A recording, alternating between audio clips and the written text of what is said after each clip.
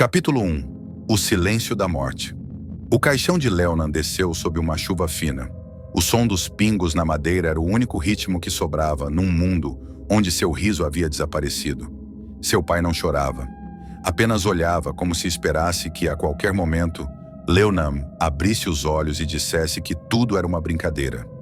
Mas algo estranho pairava sobre o funeral. 3 desconhecidos assistiam de longe, usando mantos escuros. Murmuravam palavras que a mãe de Leonan não conseguia entender, mas que pareciam antigos. Ele não está morto, disse um deles. Ele retornará, e o vazio voltará a ter um nome. Nos dias seguintes, a casa da família Limirra tornou-se uma prisão de silêncio. A mãe limpava o quarto de Leonan todos os dias, dobrando as roupas como se ele fosse usá-las ao voltar da escola. O pai, isolado, escutava a fita cassete onde o filho cantava, repetidamente, até a fita gastar. A irmã mais velha desenhava olhos nos espelhos e dizia que via Leonan nas sombras. Então começaram as visitas. Homens e mulheres batiam à porta, alguns com olhos brilhando de febre, outros com livros feitos à mão, todos dizendo o mesmo. Vi Leonan. Ele falou comigo. Ele é o vazio. Ele é tudo. A mãe chorou. O pai gritou. A polícia foi chamada. Mas ninguém conseguia impedir o culto. No segundo mês, uma estátua apareceu, no quintal, sem que ninguém a colocasse lá. Era Leonan, em pedra negra, olhos sem pupilas, mãos abertas como se acolhesse os céus. E na base, entalhado em uma língua que ninguém conhecia, algo que, traduzido depois, dizia: aquele que rege o nada, aquele que volta com o silêncio. A família tentou destruí-la, mas a estátua voltava. Toda manhã. Eles chamaram pedreiros, queimaram a base, isolaram o quintal. Nada adiantou. No terceiro mês, começaram os pesadelos. Emanuel, o pai, sonhava com portais girando sobre o céu de casa. A mãe sonhava que Leonan chorava, mas seus olhos eram estrelas apagadas. E quando a irmã acordou com o nariz sangrando, desenhando símbolos na parede do quarto, o pai decidiu sair de casa. Mas o mundo já havia mudado. Pela cidade, novos cultos apareciam. O rosto de Leonan era pintado em muros abandonados, templos surgiam em ruínas esquecidas e os devotos se multiplicavam. Todos dizendo a mesma frase: o vazio tem um nome, Limirra vive. Alguns chamavam isso de histeria coletiva. Outros diziam que era uma seita como qualquer outra. Mas aqueles que se aproximavam demais das estátuas ouviam algo. Algo vindo do interior da pedra. Chamados, sussurros, ecos do próprio nome. Leonan, Leonan. A avó, já idosa, enlouqueceu. Trancou-se no quarto e dizia que o neto a observava pelo espelho, que ele cresceu, que ele viu demais. E em uma madrugada, desapareceram todos os reflexos da casa. Nenhum espelho refletia nada. Cidade inteira estava assustada, mas os devotos estavam tranquilos. Eles diziam que o Deus vazio havia retornado e que logo o mundo saberia a verdade. Lembrem-se, bestas do sacrifício. Leonan não era apenas um garoto. Ele era o início do fim. Eles chamaram pedreiros, queimaram a base, isolaram o quintal. Nada adiantou. A cada manhã, ela reaparecia, sempre limpa, sólida, imponente. O olhar da estátua parecia mudar levemente, como se seguisse os membros da família com desprezo ou piedade. O padre local tentou realizar um exorcismo, mas saiu da casa com o rosto pálido e os olhos marejados. Disse apenas: isso não é terreno. No terceiro mês, começaram os pesadelos. Emanuel, o pai, sonhava com portais girando sobre o céu da casa. Eram buracos negros, vivos, pulsando sobre os telhados, sussurrando promessas em línguas esquecidas. A mãe sonhava que Leonan chorava, mas seus olhos eram estrelas apagadas. Ela acordava gritando todas as madrugadas, convencida de que ele estava do outro lado do espelho. E quando a irmã acordou com o nariz sangrando, desenhando símbolos na parede do quarto com os dedos, o pai decidiu: iriam embora. Ir para longe, para qualquer lugar onde o nome Leonan não fosse sagrado. Mas o mundo já havia mudado. Pela cidade, novos cultos surgiam como ervas daninhas. O rosto de Leonan era pintado em muros abandonados. Templos improvisados apareciam em ruínas esquecidas, com velas negras e imagens do garoto entronado em tronos, feitos de galhos, ossos e pedra lunar. Os devotos se multiplicavam. Gente de lugares distantes, até de outros países, vinham à cidade. Diziam que sentiram o chamado. Alguns choravam ao tocar o chão onde ele viveu. Outros rasgavam as roupas e gritavam ao céu que o vazio finalmente havia sido nomeado.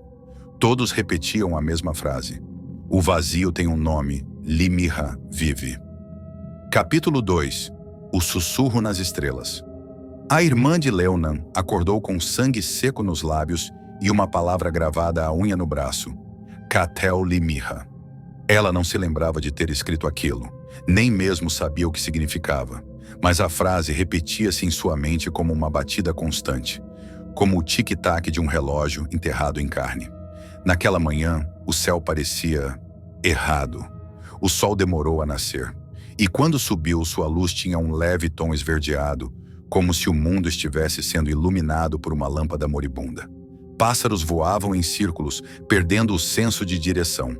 Gatos miavam para paredes vazias, e as sombras estavam mais longas do que deveriam. A mãe de Leonan começou a ouvir uma voz chamando do espelho. Baixa, quase imperceptível. Volta, mãe, estou perto. Mas quando ela se aproximava, o reflexo sorria antes dela. Na escola onde Leonan estudava, surgiram relatos estranhos. Alunos que nunca o conheceram começaram a desenhar sua imagem em cadernos, livros e carteiras.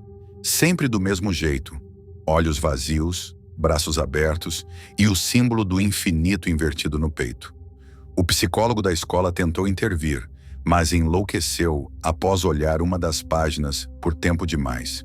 Dizia ter visto o mapa do cosmos dobrado em si mesmo. Um grupo de devotos montou uma vigília no topo de um edifício abandonado, onde um velho telescópio estava apontado para uma constelação que não constava em nenhum mapa moderno.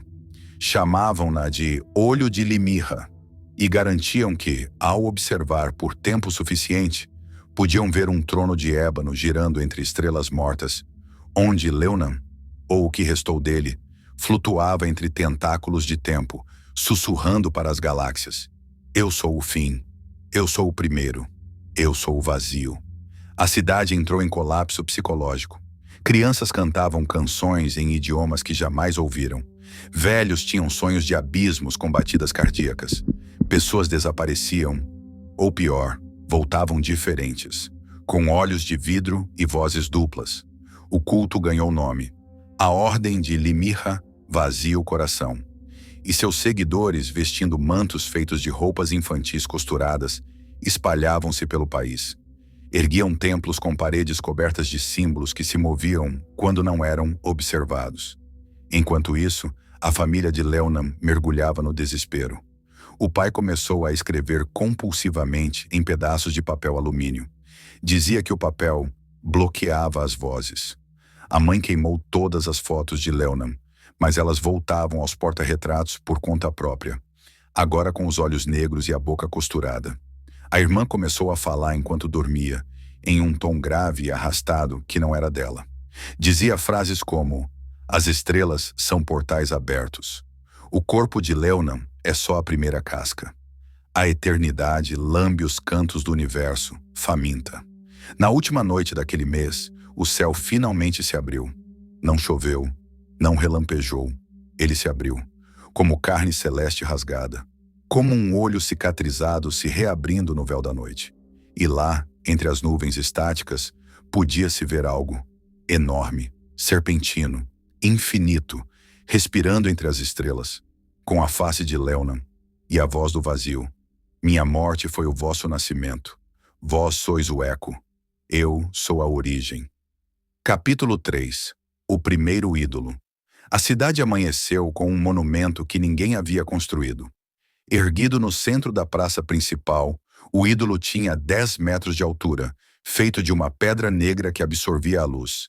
Sua forma era a de uma criança ajoelhada com os braços estendidos para o céu, e os olhos vazios, como crateras. No peito da estátua, uma inscrição escrita em uma língua que fazia sangrar os olhos de quem tentava ler. Dizia-se que um padre tentou traduzi-la e morreu rindo, com a boca cheia de dentes que não eram seus. A ordem de Limirra, vazia o coração, declarou o local como sagrado. Os cultistas reuniam-se ali diariamente, em horários que não faziam sentido. 3h16, 1h11, 25 real. Eles dançavam em círculos invertidos, entoando cânticos que causavam hemorragias nas plantas próximas. As árvores murchavam, os cães latiam para o nada, e o ar ganhava um gosto metálico. A irmã de Leonan começou a perder a memória. Primeiro esqueceu o nome da mãe, depois o dela mesma.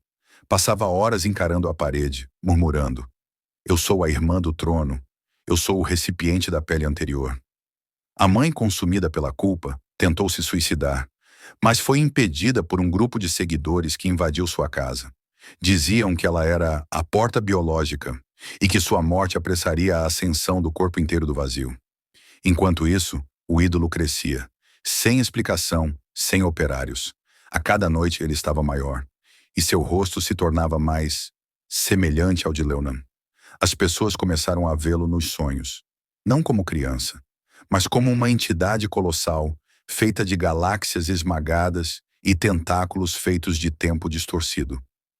As pessoas começaram a vê-lo nos sonhos, não como criança, mas como uma entidade colossal, feita de galáxias esmagadas e tentáculos feitos de tempo distorcido. E sua voz era uma avalanche. Eu não sou lembrança, eu sou retorno.